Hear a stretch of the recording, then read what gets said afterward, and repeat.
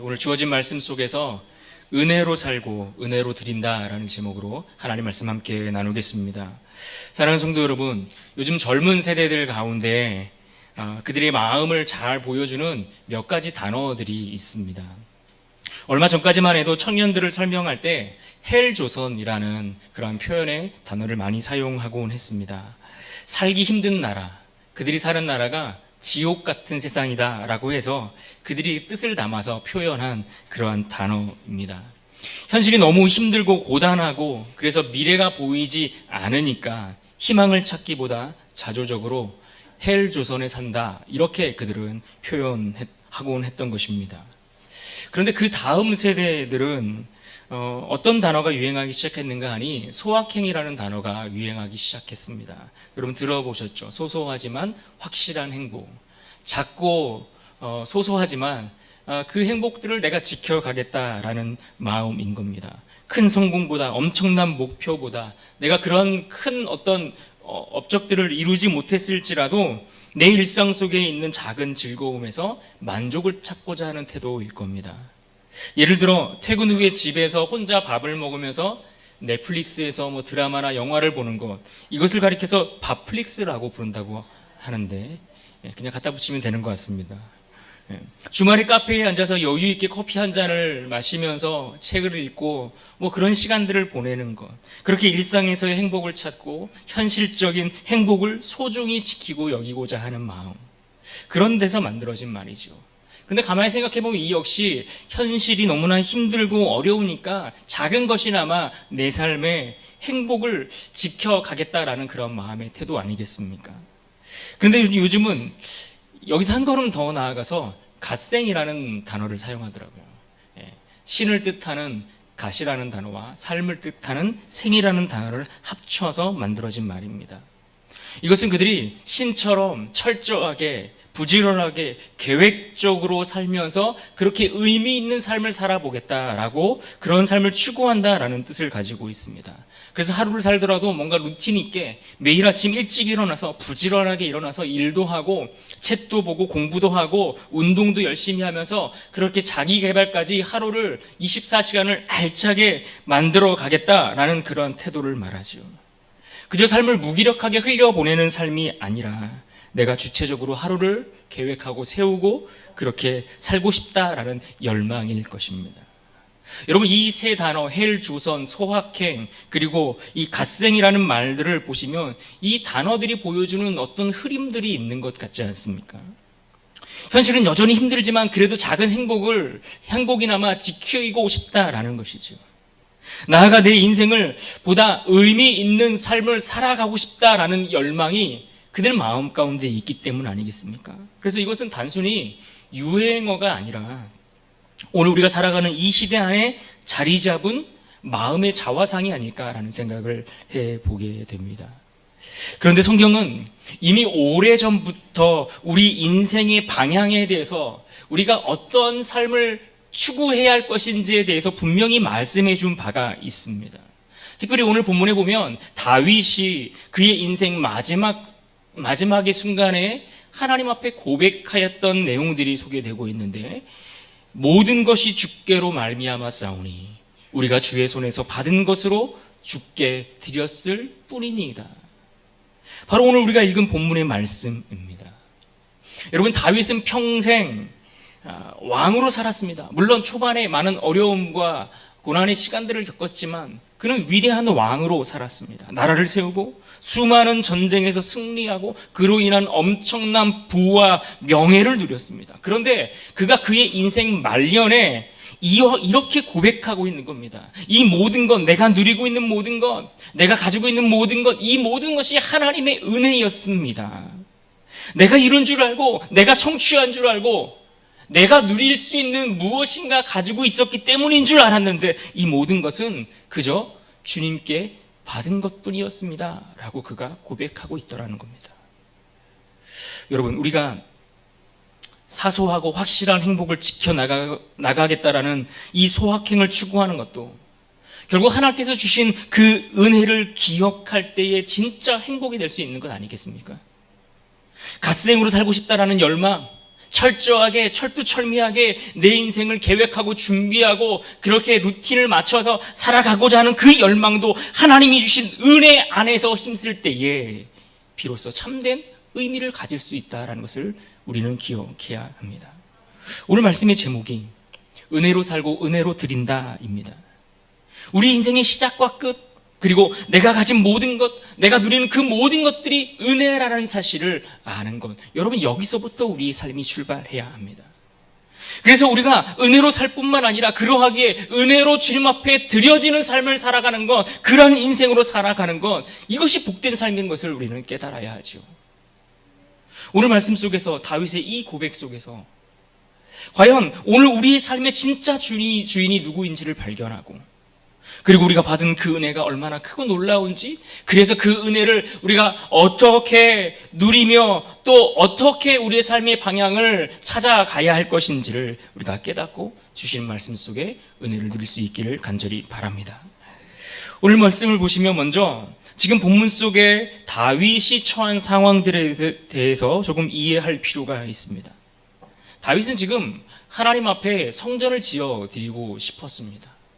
그의 손으로 직접 하나님의 집을 그럴싸하게 아주 멋있게 아주 훌륭한 건물로 그렇게 성전을 지어 드리고 싶었습니다. 그러나 그가 직접 성전을 짓는 것을 하나님께서 금하셨습니다.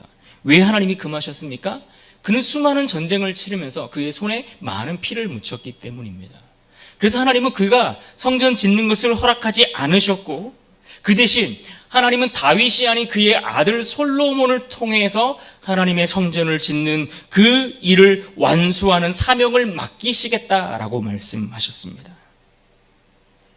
그렇다고 다윗이 나는 이제 더 이상 그 일을 할 수 없게 됐으니 나는 이 일에서 손을 떼겠다, 이런 태도를 취한 것은 아닙니다. 오히려 그는 자신의 손으로 직접 하나님의 성전을 지을 수 없게 되었지만 그럼에도 불구하고 자신이 할 수 있는 최선의 준비에 힘을 모았습니다. 그래서 그는 금을 모으고 은을 모으고 보석과 백향목을 모아두었을 뿐만 아니라 그것을 하나님 앞에 드리면서 또한 많은 백성들에게 자원하여 함께 드릴 것을 명령하고 권면했던 것을 볼 수 있습니다. 그런데 우리가 주목해 보고 싶은 것은 이 역대상 마지막 장에 해당하는 29장 전체의 내용들을 보시면 정말 놀라운 일들이 벌어지는데, 그들이 그 일을 행하면서 보여주었던 그들의 태도입니다. 사람들이 하나님의 집을 짓는 그 일에 함께 동참하고 참여하는데, 자신이 가진 것들을 하나님 앞에 내어드리기 시작하는데 그들이 억지가 아니라 즐거운 마음으로 드렸다라고 성경이 말씀하고 있기 때문입니다. 29장 9절 말씀을 한번 보실까요? 함께 읽어보겠습니다. 시작.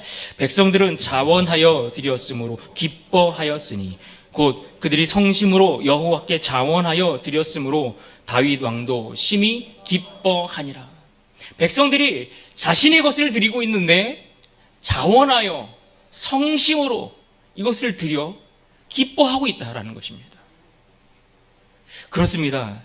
억지로 하는 헌신은 오래 갈 수 없습니다. 마지못해서 하는 봉사, 우리를 피곤하게 할 뿐이죠. 그러나 은혜를 아는 자들은 그 일이 무엇이든 즐겁게 감당할 수 있는 것입니다. 여러분, 우리 가정에서의 일들을 생각해 보십시오. 부모가 자녀들을 돌보고 챙기고 그 아이들을 양육해 가는 일이 얼마나 귀찮고 어렵고 번거로운 일입니까? 어제만 같아도 저희 아들이 라이딩 한다고 자전거 타고 나가서 밤늦게까지 연락이 없다가 아빠 지하철이 끊겼어요. 여의도까지 갔다는 얘기는 들었는데 그 다음에 소식이 없어서 어떻게 동작까지 왔는데 거기서 돌아올 힘이 없는 겁니다. 예. 어떻게 했겠습니까? 예, 데리러 갔죠. 번거롭고 피곤하고 힘든 일입니다. 그런데 여러분, 자녀를 돌보는 일이 그렇게 힘든 일이지만 이것이 내게 주어진 은혜라고 생각하면 감사한 일이죠. 억지로 하면 원망이 나올 수밖에 없지만 이 아이를 하나님께서 내게 보내주셨고 하나님이 내게 맡기셨고 우리 집에 보내주신 귀한 선물이구나 라고 생각을 하면 감사가 나올 수 있는 것입니다. 청년들이 이 땅, 이 현실을 보면서 헬조선이라고 부르지만 은혜를 깨닫는 순간 내가 살아가는 그 삶의 현실은 그 삶은 헬조선이 아니라 은혜조선으로 바뀔 수 있는 것입니다. 여러분, 교회에서의 사역도 마찬가지 아닙니까? 오늘 우리가 이 시간에 다 함께 모여서 편하게 예배를 드리는 것 같지만 아침 일찍부터 나와서 다음 세대를 위해서 수고하는 우리 교사들도 계시고 또 식당에서 음식을 열심히 준비하시는 분들도 있고 찬양팀, 찬양대 여러 가지 봉사하는 모든 일들이 다 마찬가지입니다. 또 나야? 왜 또 나야? 벌써 우리 차례야? 이런 생각이 들기 시작하면 정말 너무나 힘들지 않겠습니까? 그런데 하나님이, 주님이 나를 믿고 이 일을 맡겨주셨지, 내게 주신 은혜가 커서 나에게 이 일들을 섬길 기회를, 그러한 자리를 주셨구나라고 생각을 하면 이 역시 감사와 기쁨으로 바뀔 수 있는 것이죠. 여러분, 매일 아침 직장으로 출근하는 그 길을 생각해 보십시오. 여러분, 이것 자체가 은혜 아닙니까? 어떻게 여러분이 매일 아침 건강한 모습으로 일터로 나아갈 수 있습니까? 어떻게 그 일이 나에게 주어졌습니까? 저 사람이 아닌 나에게 그 일이 주어진 건 참 신기하고 놀라운 일 아닙니까? 어떻게 나에게 그 일이 주어지고 또 그 일로 인해서 내가 수고하여서 열매를 거두고 그 열매로 가정과 내 삶을 꾸려갈 수 있는 그런 터전들이 내게 허락되었을까라는 것을 생각해 보십시오. 일할 수 있는 것 자체, 그리고 일할 수 있는 건강이 있고 일할 수 있는 터전들이 있다는 것 자체가 그것이 얼마나 우리에게 큰 은혜입니까? 값없이 주어진 선물이죠. 그런데 은혜라는 생각을 저버리고 생각해 보십시오. 그러면 왜 나만 이렇게 고생해야 되지? 이런 생각이 들 겁니다. 그렇게 생각하기 시작하면 그 일은 그 어떤 누구의 일보다 힘들고 고된 일이 될 수밖에 없는 겁니다. 내 일터가 은혜로 주어졌다라는 고백이 있을 때에 그곳이 하나님을 삶으로 예배하는 자리가 될 수 있는 것입니다. 그래서 언제나 은혜를 모르고 억지로 사는 사람은 계산하기 바빠서 힘들고 늘 머리가 아플 것입니다. 그러나 은혜를 은혜로 아는 사람들은 늘 그 삶에 감격이 넘치는 삶을 살아갈 수 있게 되는 것이죠. 바라건대 우리의 모두의 삶이 이와 같은 감격이 있는 그런 삶으로 살아갈 수 있기를 주님의 이름으로 축복합니다. 오늘 말씀을 조금 더 들여다보시면 다윗의 이 신앙 고백이 담겨있는 그 기도들이 계속해서 이어지는 것들을 볼 수가 있는데, 먼저 11절을 보시면 그는 이렇게 기도합니다. 다시 한번 같이 읽어볼까요? 시작. 여호와여, 위대하심과 권능과 영광과 승리와 위엄이 다 주께 속하였사오니 천지에 있는 것이 다 주의 것이로소이다. 여호와여, 주권도 주께 속하였사오니 주는 높으사 만물의 머리이심이니이다. 아멘. 다윗이 지금 기도하기를 뭐라고 기도합니까? 위대하심과 권능과 영광과 승리와 위엄이 누구에게 속했다고요? 다 주께 속하였습니다 라고 기도하고 있습니다. 또 이어지는 12절에 보시면은 부와 귀가 주께로 말미암았다라고 그는 고백하죠. 그리고 이 모든 것들을 깨달았던 다윗이 깨닫고 난 그 다윗이 고백하고 있는 내용이 담겨 있는 것이 오늘 본문 14절에 있는 것입니다. 14절에 무엇을 깨달았다고 말합니까? 내가 드린 것이 아니라 주님께서 주셨으니까, 주님께서 주셨기 때문에 내가 드릴 수 있었다라고 그는 고백하고 있는 겁니다. 그렇습니다. 우리의 삶도 그와 같은 겁니다.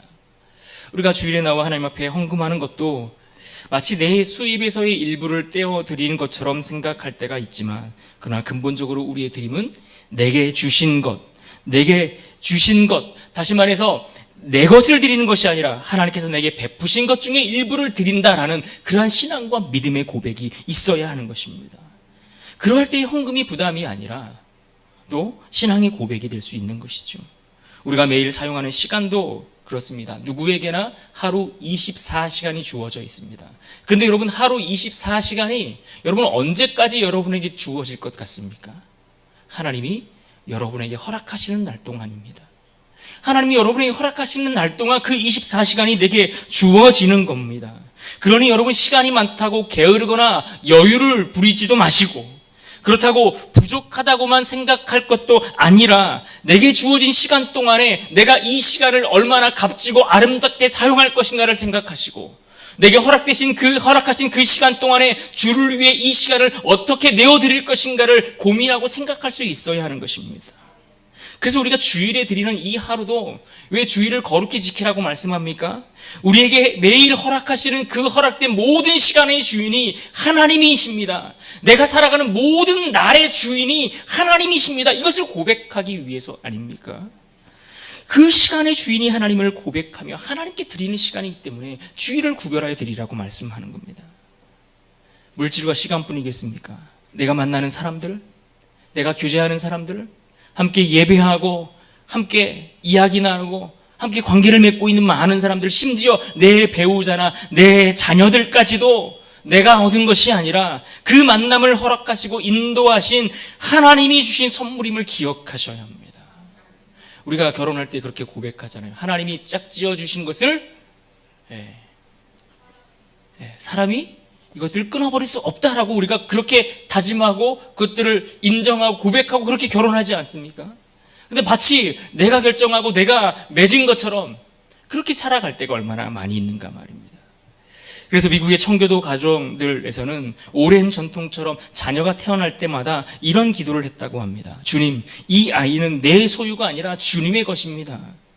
저희 아이는 나에게 하나님께서 맡겨주셨으니 저는 그 아이를 맡는 청지기일 뿐입니다. 또 미국의 작가 에너 레너드는 이런 말을 했습니다. 행복은 우리가 붙잡는 게 아니라 우리가 받은 것을 은혜로 바라볼 때 오는 부산물이다. 우리가 받은 것을 은혜로 바라볼 때에 따라오는 것이 행복이다라고 이야기한 것입니다. 이것을 우리가 깨닫는 고백이 있어야 하지 않을까요? 그래서 오늘 다윗을 보시면 오늘 본문 속에서 이런 고백을 이어서 하고 있습니다. 15절 말씀. 우리는 우리 조상들과 같이 주님 앞에서 이방 나그네와 거류민들이라 세상에 있는 날이 그림자 같아서 희망이 없나이다. 다윗이 고백하기를 주 앞에서 자신이 나그네와 같고 거류민과 같고 세상에 사는 날이 그저 있다가 사라지는 그림자처럼 보여서 희망이 없다라고 그렇게 이야기하고 있습니다. 이 말이 무슨 말이겠습니까? 이 말이 무슨 뜻입니까? 인생이 잠깐이라는 겁니다. 우리가 어린아이 갓난아기로 태어나서 100년을 산다고 할지라도 그 시간이 정말 잠깐이라는 거예요. 그저 잠시 머물다가 떠나는 여행객처럼 그저 왔다가 가는 인생, 소유가 아니라 맡겨진 인생을 사는 것이다 라고 고백하고 있는 말씀입니다. 젊은 세대가 갓생이라고 말하는 것처럼 자기 관리를 잘하고 부지런하고 의미 있게 살고 싶어 한다고 할지라도 그런 진짜 갓생은 내가 계획적인 삶을 철저히 준비해서 살아가는 그 자체가 아니라 하나님께서 맡기신 인생을 충성되게 살아가는 것, 그것이 진짜 의미 있는 인생임을 우리는 알아야 할 것입니다. 그래서 우리에게는 하나님께서 내게 맡기신 것, 가정이든 직장이든 물질이든 시간까지 그 모든 것에 하나님이 맡기셨다라고 하는 청지기적인 삶의 자세와 태도가 우리에게 있어야 하는 것입니다. 그러므로 여러분 기억하십시오. 여러분의 가정도 하나님께서 맡기신 자리입니다. 자녀는 내 소유가 아니라 하나님께로부터 맡겨진 생명임을 우리가 기억하셔야 합니다. 그래서 우리가 자녀를 키울 때 내 뜻대로 키우면 안 된다고 말하는 이유가 그것입니다.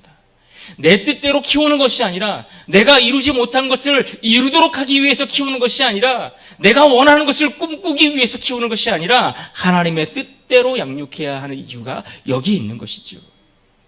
우리의 일터도 마찬가지로 하나님이 맡기신 자리이니 그것은 단순히 돈을 벌기 위한 자리가 아니라 그것도 하나님 나라를 세워가기 위해 힘쓰는 자리가 되어야 함을 기억해야 하는 것입니다. 그래서 누구가 보지 않든 성실하게 정직하게 일해야 하는 겁니다. 내가 어느 곳에 있든 누가 무슨 말을 하든 주어진 그 일에 대해서 정직하게 성실하게 그 일에 최선을 다해야 하는 것, 마치 하나님을 예배하듯 그 자리에서의 일들을 감당해야 하는 것, 이것이 여러분 하나님이 기뻐하시고 하나님께 드리는 그러한 인생이 되는 줄로 믿으시길 바랍니다. 이런 청지기 신앙과 믿음의 고백이 있어야 그저 내 통장에 들어있는 그 숫자가 커져가는 즐거움으로만 살지 않고 내가 가진 것을 나누는 기쁨도 누리며 살아갈 수 있는 것입니다. 청지기로 충성하는 삶이 바로 은혜로 드리는 삶이 되는 것이죠. 이처럼 주님께서 받은 것으로, 주님께 받은 것으로 주님께 드린다라고 고백했던 이 다윗의 이 아름다운 신앙 고백이 결국 이 땅에 오신 예수 그리스도를 통해서 완성되는 것을 우리는 볼 수가 있습니다. 사람의 몸으로 이 땅에 오신 그리스도께서 자신의 몸을 죄인된 우리를 위해 억지로 내어주셨다라고 말씀하지 않습니다. 오히려 주님은 자기 몸을 우리를 위해 자원하여 내어주셨다라고 그렇게 기록하고 있죠. 그래서 요한복음에 보면 예수님이 이런 말씀을 하셨습니다. 요한복음 10장 15절 말씀 함께 읽습니다. 시작. 아버지께서 나를 아시고 내가 아버지를 아는 것 같으니 나는 양을 위하여 목숨을 버리노라. 또 18절에 이렇게 말씀합니다. 이를 내게서 빼앗는 자가 있는 것이 아니라 내가 스스로 버리노라. 우리 주님께서 우리를 위해 스스로 자원하여 자신의 몸을 우리에게 내어주셨다라는 거예요. 우리 죄인들을 건지시기 위해, 구원하기 위해, 우리에게 영원한 생명을 주기 위해 자기를 자원하여 내어주셨다라고 말씀하고 있는 것입니다. 예수님은 그렇게 은혜로 자신을 우리 가운데 내어주셨습니다. 값없이 죄인인 우리를 위해 내어주신 것이죠. 죄인인 우리를 위해 자기 몸과 생명을 그 십자가에서 은혜로 내어주셨으니 구원받은 우리 또한 그 은혜로 인해 살고 있는 것이 맞죠. 그 은혜 때문에 우리가 누리며 살아가는 겁니다. 그 생명을 가지고 말입니다. 그렇습니다. 우리는 은혜로 살아가는 자들입니다. 우리가 은혜로 살아가는 것이 맞다면 우리가 보여야 할 반응은 너무나 분명한 것입니다. 은혜로 살았으니 은혜로 드리는 인생으로 살아가는 것입니다. 은혜로 받고 은혜로 살아가는 것, 그것이 여러분 복음 안에서 살아가는 자들의 삶의 모습인 겁니다. 사랑하는 성도 여러분, 오늘 말씀이 우리에게 가르쳐주는 핵심이 무엇입니까? 내가 가진 것, 내가 이룬 것 다 하나님이 주신 선물이요 은혜다. 이것을 가르쳐주고 있는 것입니다. 모든 것을 우리가 하나님의 은혜로 받았고 누리고 그렇게 살아가고 있으니 이것 또한 주를 위해 내어드리는 인생, 그것이 옳다라는 것을 우리에게 가르쳐주고 있습니다. 우리가 이것을 잊지 말고 이것을 놓치지 말아야 합니다. 내 힘으로 살면 늘 불안할 수밖에 없습니다. 잃을까 불안하고 더 가지지 못해서 또 염려되기도 합니다. 그래서 애를 쓰지만 지치고 피곤할 뿐인 것이 우리의 인생이 될 때가 많이 있는 겁니다.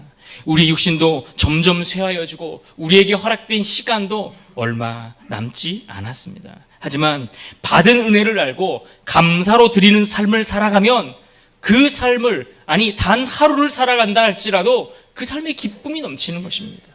우리 시간도 물질도 자녀도 우리의 인생도 주의 은혜라는 이 사실을 기억하고 살아가면 우리가 비록 조금 열악하고 힘들고 어려운 역경에 그러한 시간들, 그러한 과정들을 만난다 할지라도 넉넉히 이길 수 있는 힘이 우리에게 주어지는 것입니다. 그러므로 사랑하는 여러분, 주님께서 맡기신 모든 것들 앞에 이것이 은혜입니다라고 감사하며 고백할 수 있는 여러분 될 수 있기를 간절히 바랍니다. 그리하여 내가 주를 위해 섬기는 일도, 주님을 위해 드리는 일도 의무감에서가 아니라, 억지로가 아니라 즐거움으로 되기를 힘쓰는 여러분 될 수 있기를 주님의 이름으로 축복합니다.